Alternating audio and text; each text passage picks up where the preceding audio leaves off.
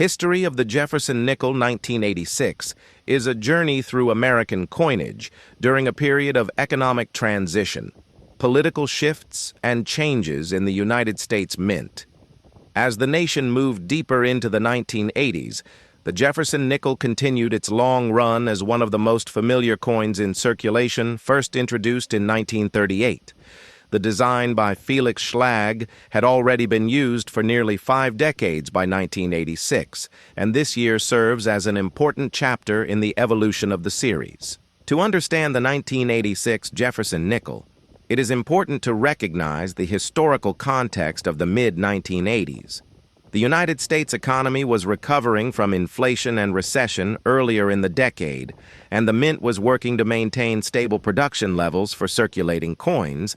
The nickel denomination had continued its consistent use of the copper-nickel alloy, consisting of 75% copper and 25% nickel, a composition that had remained unchanged since World War II, after the special wartime alloy period ended in 1946.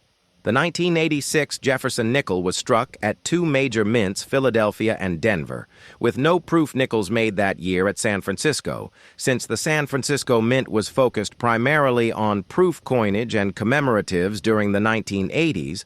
The Philadelphia Mint produced hundreds of millions of 1986 nickels, and the Denver Mint also struck a massive quantity, ensuring that the coin would be widely available in circulation. The absence of a mint mark on Philadelphia coins and the D on Denver issues makes them easy to identify.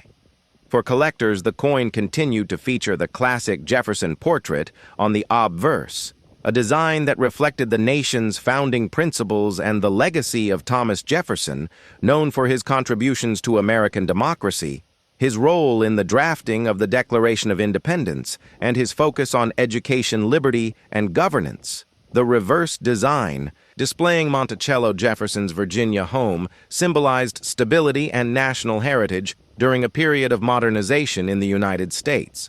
The 1986 nickel also reflects the Mint's increasing improvements in strike quality compared to earlier decades, although some weaknesses in Steps detail on Monticello still appeared depending on die wear and striking pressure.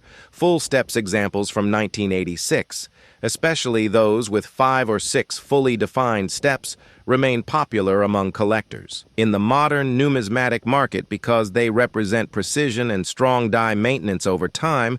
As coin grading services grew in popularity during the 1980s and 1990s, collectors began paying closer attention to strike differences, mint luster, and die varieties on circulating coinage. The 1986 nickel benefited from this new wave of numismatic interest, and several minor die varieties, such as die cracks, die breaks, and small repunched mint marks found on Denver coins, created additional areas of study. Although not as dramatic as varieties seen in earlier dates, these features still add historical value to the year's production, looking beyond the technical aspects. The 1986 Jefferson Nickel also stands as a reflection of American life during the decade, a time defined by technological optimism, cultural shifts, and a renewed sense of national pride. Coinage circulation was strong, consumer spending was rising, and the Mint continued producing large quantities of coins to keep up with economic activity. Everyday Americans encountered the 1986 nickel in stores, vending machines, and banks, connecting this small coin to millions of daily transactions across the country. The nickel's durability made it a stable part of the currency system, and its long-running design allowed generations of Americans to feel familiar with its appearance. While other denominations experienced design updates or commemorative releases, the Jefferson Nickel remained unchanged. Offering a sense of continuity, by the late 1980s, discussions about future design changes were gradually growing among collectors. But the classic Schlag portrait continued to dominate the series until updates arrived in the early 21st century for a 2-hour narration. The story expands even further by covering the manufacturing process used at the U.S. Mint during this period, including details about blank production, annealing, upsetting the role of high-speed coining presses, and quality. control measures that ensured uniformity in the billions of coins struck annually. The narration can also explore how coins were bagged, boxed, and shipped across the nation, feeding into the Federal Reserve Network and supplying banks in every state. Another important topic is the place of the 1986 nickel within the wider Jefferson series. Collectors today value mint state examples with strong luster-clean surfaces and sharp steps, as well as any examples displaying unusual die. Characteristics for beginners, the 1986 nickel serves as an accessible entry point into collecting, since it is affordable, yet offers opportunities to study strike-quality mint practices and die varieties.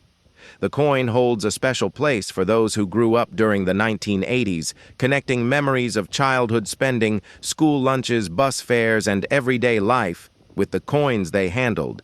The long-standing design creates a powerful sense of nostalgia, which enhances the historical significance. Of the 1986 issue, the story of this coin also ties into the legacy of Felix Schlag, whose original 1938 design was selected during a public competition. His artistic vision endured for decades, and the 1986 issue stands as part of that remarkable continuity. The design originally included more detailed Monticello perspectives that were later modified and simplified for engraving practicality, and these features remained present on the 1986 strike, giving it historical artistic weight in addition to circulating coinage.